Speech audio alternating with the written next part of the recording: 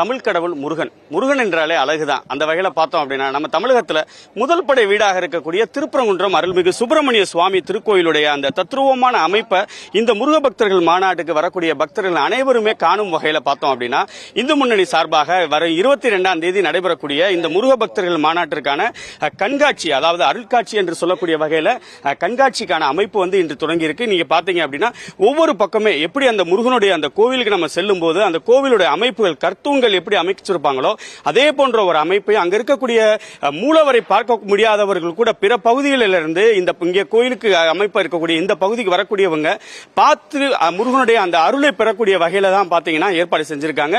ஒவ்வொரு பகுதியிலுமே இப்ப நம்ம பார்த்துக்கிட்டு இருக்கிறது பாத்தீங்கன்னா முருகனுடைய அறுபடை வீடுகளில் முதல் படை வீடாக இருக்கக்கூடிய அருள்மிகு சுப்பிரமணிய சுவாமி திருக்கோவிலில் மூலவரில் முருகப்பெருமான் எப்படி வீற்றிலிருந்து பக்தர்களுக்கு அருள்பாலிக்கிறாரோ அதே போன்ற ஒரு காட்சி அமைப்பை தத்ரூபமாகவே இங்கே காட்சிப்படுத்துறாங்க. ஒவ்வொரு இந்த அமைப்புடைய கோவில்களிலும் பார்த்தோம் அப்படின்னா சிவாச்சாரியார்கள் வேத மந்திரங்கள் முழங்க வரக்கூடிய அந்த பக்தர்களுக்கு தீபாராதனை என்று சொல்லக்கூடிய அந்த ஆரத்தி உள்ளிட்டவைகளை கழுத்துவதற்காக பார்த்துட்டு இருக்காங்க. இப்ப கூட பார்த்தோம் அப்படின்னா அந்த முருக பெருமான், அதாவது அருள்மிகு சுப்பிரமணிய சுவாமி திருக்கோவில் முருகனுடைய அறுபடை வீடுகளில் முதல் படை வீடாக இருக்கக்கூடிய அருள்மிகு சுப்பிரமணிய சுவாமி திருக்கோவிலில் இருக்கக்கூடிய அந்த மூலவரை போன்றே ஒரு அமைப்பு இங்க இருக்கு. பொதுவாக மற்ற கோயில்களுக்கும் இந்த திருப்பரங்குன்றம் முருகன் கோயிலுக்கும் பார்த்தோம் அப்படின்னா புடைப்பு சிற்பமாகவே இருக்கக்கூடிய ஒரு ஸ்தலமாகவே பார்க்கப்படுகிறது. பாண்டிய மன்னர்கள் காலகட்டத்துடைய குடவரை கோயிலாகவும் இந்த திருப்பரங்குன்றம் முருகப்பெருமான் பார்க்கப்படக்கூடிய வேளையில இந்த முருக பக்தர்கள் மாநாட்டுக்கு வரக்கூடிய பக்தர்கள், அதாவது அவர்கள் எளிதில் வரக்கூடிய வகையில சாய்வு தள நாற்காலிகள் அந்த மாற்றுத்திறனாளிகள் வந்தாங்கன்னா அவங்க எளிதில் வந்து போறதுக்காகவும் ஒரு ஏற்பாடு பண்ணியிருக்காங்க. கூட்டம் அதிகமா இருக்கும் பட்சத்தில் பக்தர்கள் எளிதா சுவாமி தரிசனம், அதாவது இந்த அருட்காட்சி என்று சொல்லக்கூடிய வகையில ஏற்பாடு செய்யப்பட்டிருக்கக்கூடியதுல எளிதில் பார்த்து செல்லக்கூடிய வகையில அனைத்து பகுதிகளிலுமே ஏற்பாடு செஞ்சிருக்காங்க. மொத்தத்தில் பார்த்தோம் அப்படின்னா இந்த முருக பக்தர்கள் மாநாட்டிற்கான முதல் படை வீட்டில் வரக்கூடிய பக்தர்கள் சுவாமி தரிசனத்துக்கு பிறகு செல்லக்கூடிய பகுதிகள் முழுவதும் எப்படி நம்ம அந்த முருகன் கோயிலுக்கு போகும்போது எல்லா பகுதியிலுமே அந்த கற்தூண்களும் அந்த ஒவ்வொரு சிலைகளில் இருக்கக்கூடிய அந்த விக்கிரகங்கள்லாம் இருக்குமோ அதே போன்றுதான் ஒரு அமைப்பை இங்க ஏற்படுத்தியிருக்காங்க. நம்ம இப்ப பார்த்துக்கிட்டு இருக்கிறது பார்த்தோம் அப்படின்னா அந்த அறுபடை வீடுகளில் இருக்கக்கூடிய அந்த அருட்காட்சியில முதல் படை வீடாக இருக்கக்கூடிய அருள்மிகு சுப்பிரமணிய சுவாமி திருக்கோவிலுடைய அருட்காட்சி அமைந்திருக்கக்கூடிய பகுதி தான் பார்த்திருக்கோம். நான் ஏற்கனவே சொன்னது போல தடுப்பு கம்பிகள் அமைத்து வரக்கூடிய பக்தர்கள் அந்த சைடுல இருந்து இந்த பக்கம் வெளியேறக்கூடிய வகையில ஏற்பாடு செஞ்சிருக்காங்க. முருகனுடைய அந்த அறுபடை வீடுகளுடைய அமைப்பான அருட்காட்சியில இரண்டாவது அமையப்பட்டிருக்கதா பார்த்தோம் அப்படின்னா திருச்செந்தூர் முருகன் எப்படி அந்த கடற்கரை ஓரத்தில் அமையப்பெற்று பக்தர்களுக்கு அருள்பாலிக்கிறாரோ அந்த திருச்செந்தூர் முருகனை இங்க வீற்றிலிருந்து அருள்பாலிக்கக்கூடிய வகையில இந்த அமைப்புகளானது அமையப்பட்டிருக்கு. நான் ஏற்கனவே சொன்னது போல ஒவ்வொரு அரங்கங்களிலுமே வரக்கூடிய பக்தர்கள் சுவாமி தரிசனம் செய்யக்கூடிய வகையில் அந்த கோவிலுடைய உணர்வு அவர்கள் கொடுக்கக்கூடிய வகையில கற்தூண்களை போன்ற அமைப்புகள் பாத்தீங்கன்னா பிளெக்ஸ்ல அமைச்சு வரக்கூடிய பக்தர்கள் எளிதா வர்றதுக்கும் அதே மாதிரி பாத்தீங்கன்னா மாற்றுத்திறனாளிகள் சக்கர நாற்காலியில வர்றதுக்கு மிக எளிதா வர்றதுக்காகவும் அந்த படிக்கட்டு போன்ற ஒரு அமைப்பு அமைச்சிருக்காங்க. ஒவ்வொரு இடங்களிலுமே அந்த கருவறையில் இருக்கக்கூடிய முருகப்பெருமான் எப்படி இருப்பாரோ அதே போன்று இங்க அமைக்கப்பட்டிருக்கு. ஒவ்வொரு இடங்களில் இருக்கக்கூடிய அந்த முருகப்பெருமானுடைய அருட்காட்சியில் வரக்கூடிய பக்தர்களுக்கு சுவாமி தரிசனம் செய்யக்கூடிய வரைக்கும் இங்க கூட நீங்க பார்க்கலாம் முருகப்பெருமான், அதாவது அந்த திருச்செந்தூர் முருகப்பெருமான் கையிலே வேலேந்தி வரக்கூடிய பக்தர்களுக்கு அருள்பாலிக்கக்கூடிய வண்ணம் இருக்கக்கூடிய ஒரு காட்சியை நம்மால் காண முடிகிறது. எப்படி ஒவ்வொரு கோவிலுமே அந்த மூலவர் இருப்பார், அந்த மூலவரை மிக அருகில தரிசனம் செய்ய முடியாத பக்தர்கள் கூட இங்கு வரக்கூடிய நேரத்தில் அதுவும் ஒரே இடத்துல அறுபடை முருகனையும் தரிசனம் செய்யக்கூடிய வகையில இங்க ஏற்பாடு செஞ்சிருக்காங்க. ஒவ்வொரு பக்தர்களுமே எளிதா சுவாமி தரிசனம் செய்யக்கூடிய வகையில இந்த ஏற்பாடுகள் செய்யப்பட்டிருப்பது குறிப்பிடத்தக்கது. தற்போது நம்ம பார்த்துட்டு இருக்கிறது பாத்தீங்கன்னா இரண்டாம் படை வீடாக இருக்கக்கூடிய திருச்செந்தூர் முருகனுடைய கோவிலுடைய அந்த ஸ்தலத்தை போன்ற ஒரு அமைப்பு தான் இங்க இருக்குது. இது இரண்டாம் படை வீடு. முருகனுடைய மூன்றாம் படை வீடு திண்டுக்கல் மாவட்டம் பழனியில வீற்றிலிருந்து அருள்பாலிக்கக்கூடிய அந்த முருகப்பெருமானுடைய கருவறையில எப்படி இருப்பாரோ அதே போன்ற ஒரு அமைப்பை ஏற்படுத்தியிருக்காங்க. குறிப்பா பார்த்தோம் அப்படின்னா ஒவ்வொரு விசேஷ நாட்கள்லையும் தமிழகத்தோட பல்வேறு பகுதிகளிலிருந்து பக்தர்கள் பாத்தீங்க அப்படின்னா அரோகரா அப்படின்ற கோஷம் முழங்க காவடி எடுத்துட்டு வரக்கூடிய ஒரு ஸ்தலமாகவே இந்த பழனி ஸ்தலம் பார்க்கப்படக்கூடிய நிலையில முருகன் அங்க எப்படி ராஜ அலங்காரத்தில் இருப்பாரோ அதே அலங்காரத்தில் இங்க வீற்றிலிருந்து பக்தர்களுக்கு அருள்பாலிக்கிறாங்க. கோவிலுக்குள்ள அமைப்பு வரும்போது எப்படி இருக்குமோ அதே போன்ற அந்த கருவறை அமைப்பை போன்று இந்த மூன்றாம் படை வீடாக இருக்கக்கூடிய பழனிமலை முருகனுடைய ஸ்தலம் அமையப்பெற்றுள்ள இங்கே அமைச்சிருக்காங்க. ஒவ்வொரு இடங்களிலுமே அந்த மூலவரில் இருக்கக்கூடிய அந்த விக்கிரகம், அதாவது முருகப்பெருமான் எப்படி எப்படி வீற்றிருந்து அருள்பாலிக்கிறோ, கைகளில் அந்த வெற்றி என்று சொல்லக்கூடிய அந்த வேலை எப்படி பிடித்திருக்கிறோ அதே போன்ற ஒரு அமைப்பை இங்க ஏற்படுத்தியிருக்காங்க. ஒரே இடத்துல ஒரே நாள்ல ஒரே நேரத்துல அறுபடை வீடு முருகனையும் தரிசனம் செய்யக்கூடிய வகையில இந்த முருக பக்தர்கள் மாநாட்டிற்கு வரக்கூடிய பக்தர்கள் தரிசனம் செய்யக்கூடிய வகையில பார்த்தோம் அப்படின்னா இப்ப நம்ம பார்த்துக்கிட்டு இருக்கிறது 3ஆம் படை வீடு. திண்டுக்கல் மாவட்டம் பழனியில வீற்றிருந்து அருள்பாலிக்கக்கூடிய முருகன் கைகளில் அந்த வேலையேந்தி ராஜ அலங்காரத்தில் வீற்றிருந்து பக்தர்களுக்கு அருள்பாலிக்கக்கூடிய ஒரு காட்சியை தான் நம்ம பார்த்துக்கிட்டு இருக்கோம்.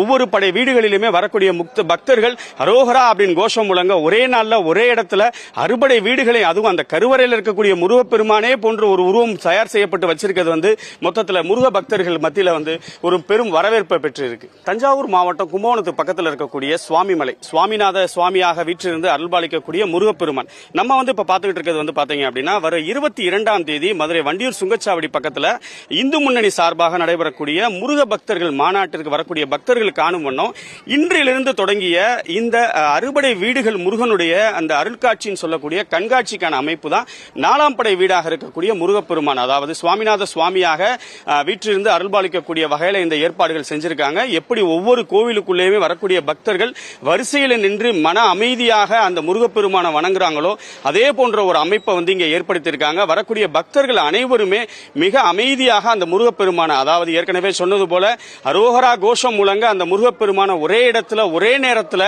அறுபடை முருகனையுமே தரிசனம் செய்யக்கூடிய வகையில் இந்த ஏற்பாடுகள் செஞ்சிருக்காங்க. நம்ம பார்த்துட்டு இருக்கிறது பாத்தீங்க அப்படின்னா அந்த தஞ்சாவூர் மாவட்டம் கும்பகோணத்தில் அருகே இருக்கக்கூடிய சுவாமிமலை இருக்கக்கூடிய அந்த முருகப்பெருமானே வீற்றிருப்பது போன்று அந்த அவர் கையில் வைத்திருக்கக்கூடிய அந்த வேளா இருக்கட்டும், அந்த வாகனங்களா இருக்கட்டும், அவருடைய அலங்காரமா இருக்கட்டும், ஒவ்வொரு முருகப்பெருமானுடைய அருளை பெறக்கூடிய வகையில் வரக்கூடிய பக்தர்களுக்கான அந்த ஏற்பாடுகளை இந்து முன்னணி சார்பாக இந்த 22ஆம் தேதி நடைபெறக்கூடிய இந்த முருக பக்தர்கள் மாநாடு, அதாவது முருகனாலே அழகுதானங்க, அந்த அழகு சொரூபமாக வீற்றிருக்கக்கூடிய அந்த முருகனை தரிசனம் பண்றதுக்காக தமிழகம் மட்டும் இல்ல பல்வேறு பகுதிகளில் இருந்து பக்தர்கள் தொடர்ந்து வந்த வண்ணம் இருக்கக்கூடிய வேளையில அந்த பக்தர்களே சுவாமி தரிசனம் செய்யக்கூடிய வகையில் இந்த ஏற்பாடுகள் நடந்துகிட்டு இருக்கு. முருகனை தரிசனம் செய்வதற்கு பக்தர்கள் ஒரு பக்கம் இருந்தாலும் அந்த முருகப்பெருமான தரிசனம் செய்யும் போது அந்த ஆராத்தில பங்கு கட்டு அரோகரா அப்படின்னு கோஷம் முழங்கக்கூடிய பக்தர்கள் ஒரு பக்கம் இருக்காங்க. அரோகரா அப்படின்ற கோஷம், இந்த அரோகரா கோஷம் கூட பாத்தீங்கன்னா ஒட்டுமொத்தமா முதல் படை வீடாக இருக்கக்கூடிய அந்த திருப்பரங்குன்றமா இருக்கட்டும், 6ஆம் படை வீடாக இருக்கக்கூடிய பழமுதிர்ச்சோலை முருகனா இருக்கட்டும், மாடல நடைபெறக்கூடிய இந்த அனைத்து பகுதியிலுமே வெற்றிவேல் முருகனுக்கு அரோகரா அப்படின்ற கோஷம் முழங்குறத நம்மளால காண முடிகிறது. தமிழ் கடவுள் முருகப்பெருமான் எத்தனை படை வீடுகள் இருந்தாலும் ஒவ்வொரு படை வீடுகளிலே இன்னைக்கும் பார்த்தோம் அப்படின்னா அரோகரா கோஷம் முழங்க முருகனை வணங்கக்கூடிய பக்தர்கள் இருந்துகிட்டு தான் இருக்காங்கன்னு சொல்லலாம். அந்த வகையில மதுரை பாண்டி கோயில் அருகே இருக்கக்கூடிய சுங்கச்சாவடி அருகே வரும் 22ஆம் தேதி தொடங்க உள்ள இந்த முருக பக்தர்கள் மாநாட்டிற்கு வரக்கூடிய பக்தர்கள் அனைவருமே தமிழ் கடவுளாக இருக்கக்கூடிய முருகப்பெருமானுடைய ஒவ்வொரு படை வீடுகளையுமே தரிசனம் செய்யக்கூடிய வகையில பார்த்தோம் அப்படின்னா முருகப்பெருமானுடைய அந்த ஸ்தலங்களை போன்ற ஒரு அமைப்பும் முகப்பிலே பார்த்தோம் அப்படின்னா அங்க கோயில் இருக்கக்கூடிய முகப்பை போன்ற பிரம்மாண்ட அந்த கோபுரங்களுடைய முகப்பு அமைக்கப்பட்டிருக்கு. இப்ப நம்ம பார்த்துக்கிட்டு இருக்கிறது பார்த்தீங்க அப்படின்னா திருவள்ளூர் மாவட்டத்தில் இருக்கக்கூடிய திருத்தணி பகுதியில் வீற்றிருந்து அருள்பாலிக்கக்கூடிய திருத்தணி முருகன் கோயில தான் பார்த்துக்கிட்டு இருக்கோம். எப்படி மூலவர்ல வீற்றிருந்து முருக பக்தர்களுக்கு அருள்பாலிக்கிறாரோ தமிழ் கடவுள் முருகன் அப்படின்றாலே அழகுதான். அந்த கடவுளோட முகத்தை கூட பாருங்களேன், நல்லா அழகா தமிழ் கடவுள் முருகப்பெருமானுடைய அந்த திருத்தணி முருகன் எப்படி வீற்றிருந்து அருள்பாலிக்கிறாரோ அதே கருவறையை போன்ற ஒரு அமைப்பை இங்க அமைச்சிருக்காங்க. பல்வேறு பகுதிகளிலிருந்து இந்த முருக பக்தர்கள் மாநாட்டுக்கு வரக்கூடியவங்க ஒரே நேரத்தில் தமிழ் கடவுள் முருகப்பெருமான் அந்த அறுபடை முருகனையும் தரிசனம் செய்யக்கூடிய வகையில இந்து முன்னணி சார்பாக ஏற்பாடு செய்யப்பட்டிருக்கக்கூடிய ஒரு சூழ்நிலையில வரக்கூடிய பக்தர்கள், அதாவது இன்னைக்கு காலையில 9 மணிக்கு தொடங்கி ஒவ்வொரு நாளும் இந்த வரக்கூடிய 22ஆம் தேதி வரையிலும் இந்த முருக பக்தர்கள் மாநாட்டு திடலில் அருள்காட்சி என்று சொல்லக்கூடிய அந்த அறுபடை வீடு முருகன் அமையப்பெற்றுள்ளக்கூடிய இந்த பகுதியில் அறுபடை வீடு முருகனுடைய அந்த கண்காட்சியானது இன்று முதல் பக்தர்களுடைய தரிசனத்திற்காக திறந்து வைக்கப்பட்டிருப்பது குறிப்பிடத்தக்கது. 6ஆம் படை வீடாக இருக்கக்கூடிய அருள்மிகு கள்ளழகர் வீற்றிருந்து அருள்பாலிக்கக்கூடிய அந்த அழகர் மலையில வீற்றிருந்து அருள்பாலிக்கிறவர் தாங்க நம்ம பழமுதிர்ச்சோலை முருகன். அவ்வை மூதாட்டியிடமே சுட்ட பலம் வேண்டுமா சுடாத பலம் வேண்டுமா என்று ஒரு விவாதத்தை உருவாக்கி தமிழ் கடவுள் முருகப்பெருமான் வீற்றிருந்து அருள்பாலிக்கக்கூடிய ஒரு கோயில் தாங்க இந்த பழமுதிர்ச்சோலை. பொதுவா அழகர் மலைக்கு வரக்கூடிய பக்தர்கள் மட்டும் இல்ல, அனைத்து பகுதியிலிருந்து வரக்கூடிய பக்தர்களுமே மலையேறி வந்து இந்த பழமுதிர்ச்சோலை முருகனை வணங்கக்கூடிய ஒரு காட்சியை நம்மால பார்க்க முடியும். அந்த வகையில இந்த முருக பக்தர்கள் மாநாடு நடக்கக்கூடிய பகுதிக்கு வரக்கூடியவர்கள் முதல் படை வீடிலிருந்து 6ஆம் படை வீடு வரை முருகனை தரிசிக்கக்கூடிய வகையில பாத்தீங்கன்னா நல்ல ஒரு சிறப்பான ஒரு ஏற்பாடு செஞ்சிருக்காங்க.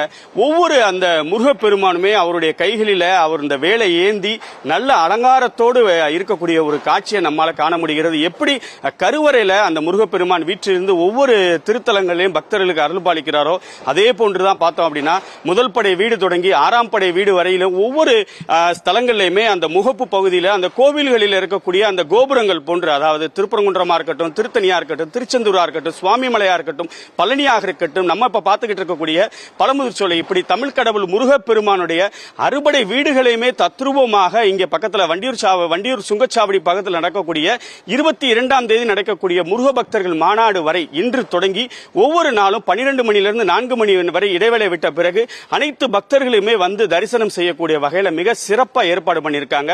மொத்தத்துல பார்த்தோம் அப்படின்னா தமிழ் கடவுள் முருகப்பெருமானுக்கு தமிழகத்துல முருக பக்தர்கள் மாநாடு நடைபெற உள்ள நிலையில ஒவ்வொரு பகுதிகளிலும் இருந்து வந்து அரோஹரா அப்படின்னு கோஷம் முழங்க ஒவ்வொருத்தரும் சுவாமி தரிசனம் செய்து வருவதை நம்மளால பார்க்க முடிகிறது.